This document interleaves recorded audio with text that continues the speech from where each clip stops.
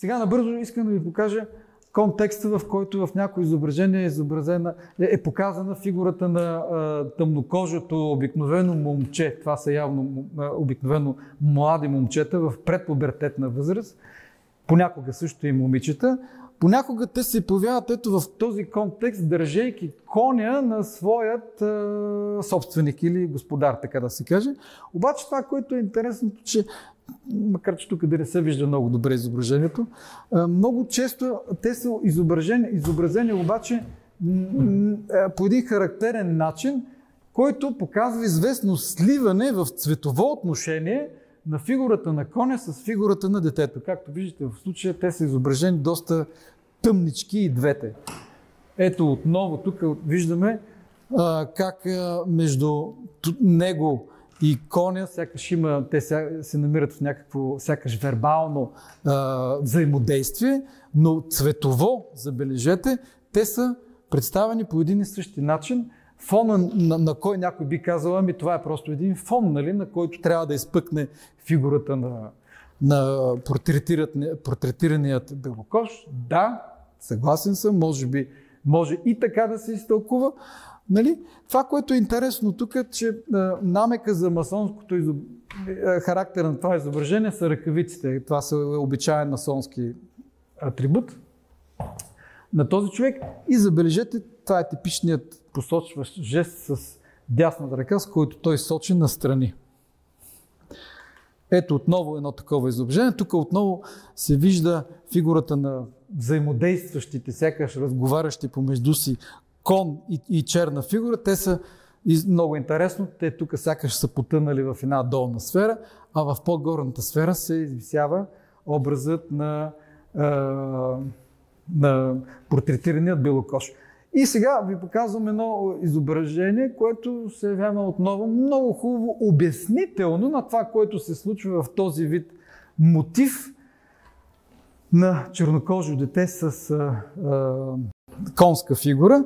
Това е едно изображение на Джордж Вашингтон и той е изобразен така, в центъра, блестящ, нали, с черен мундир, с по-светли дрехи. По-надолу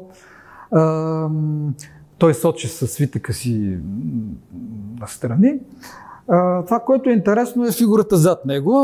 Тук е изображен едно явно момче, светнокожо момче, което се намира, държи един отново тъмен кон. И вижте как неговите дрехи отново се сливат с фигурата на коня. Нали?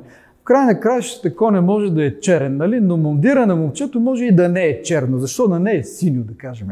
Или жълто, бяло, може всякакъв друг цвят, но не. Тук отново имаме сливане на негърската фигура с черната фигура, която намеква за известна връзка между същността на чернокожите с същността на конете или животните като цяло. Нали? Такава връзка в днешния свят не може да бъде отречена, скъпи приятели. И аз бих казал, една голяма част от цветнокожото население даже се гордее с тази връзка. И аз не мога да избегна този въпрос и да не призная. Нали, да, такава връзка по отношение на страстите, на една по-засилена поход, тя е обичайна, макар че да не се коментира в публичното пространство. В едно подпублично пространство тя фигурира и за всички нас е ясна, но тя е ясна не само за мен, но също и за старите художници, които не са се притеснявали, също като мен, да я и визуализират, защото тя е била естествено съвсем видима и едно време. И тя тук, в това изображение, художника е изобразил взаимоотношенията между двете по един много интересен начин. Джордж Вашингтон не непременно е знаел как е нарисуван. Защото този художник, той е работил известно време с Джордж Вашингтон на бойното поле, но той рисува портрета по-късно, по памет, когато се премества да живее в Англия. И аз в момента не мога да ви кажа, не си спомням дали, когато той рисува този портрет, дали Джордж Вашингтон въобще е жив. Тоест, с други думи, искам да кажа, че определено няма връзка между нарисуваното и самия Джордж Вашингтон. Но това, което е нарисувал художник, е много интересно, защото забележете как тук в долната част се издига един пушек, един черен дим нагоре. Той минава, забележете, само зад фигурата на черното момче. Тук особено се сгъстява и поема в тази посока. Друга част от този дим се издига ето тук, нали, и преминава зад фигурата в тази посока. Сега, този дим обикновено наблюдателите го свързват с битка, която се води между кораби в залива зад гърба на Вашингтон. Само че като се загледа човек, той не вижда тук никаква битка. Реално тук няма битка. Има наистина някакъв бял дим, който се намира около тези кораби, но реално този пушек няма нищо общо с този пушек долу. А фактически този пушек е един образ точно на силните страсти, които са характерни както за конската природа, така и за негърската природа. Като тук няма отношение фигурата на това момче, защото това момче е в предпубертетна възраст, а тук си има явно страстната, така изпълнена огнена природа въобще на черната раса, въобще бих казал и на цветните раси. И именно намек за тези взаимоотношения са показани ето тук в това изображение на това момче.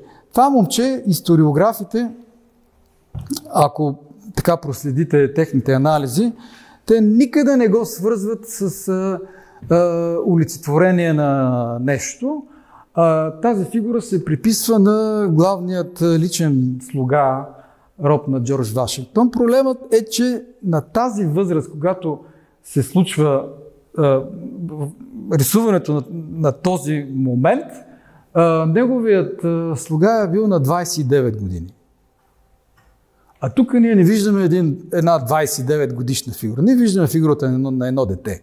Но независимо от това, съвременната англо-американска иконография и историография и наука като цяло считат, че това е слугата на Джордж Вашингтон и по този начин се обяснява значението на този портрет. Аз обаче не смятам, че такова е значението на този портрет, а фактически тук имаме посочване и то дори не толкова, целта не е толкова да се посочи и да се визуализира по-страстната природа на чернокожите или цветните раси. В края на краищата старите майстори това не ги е интересувало. Това е била една обективна действителност и те са възприемали, както и ние, аз бих казал нормалните хора, ние възприемаме цветнокожите такива каквито са. И ние нямаме някаква непременно негативна представа към тях. И затова дори в този вид изображение не е вложена някакво презрение. Аз не бих казал, че е вложена някаква форма на расизъм. Това е просто отражение на една обективна действителност и поради тази причина в всички портрети, които ви показах, ако разгледате и много други, фигурите на цветнокожите обикновено деца са рисувани по един много приятен начин. Те са изображени в много голям детайл, всичките са много миловидни и ако забележите, те са почти във всеки случай, те са нарисувани по-добре, отколкото са фигурите на белите. Те са нарисувани с по-голямо внимание, което показва, че към тях няма някакъв подчертан негативизъм, нали? И също забележете, то не е представлявало толкова интерес, за да се демонстрира или олицетвори тяхната по-страстна природа да кажем, с изображение на коне.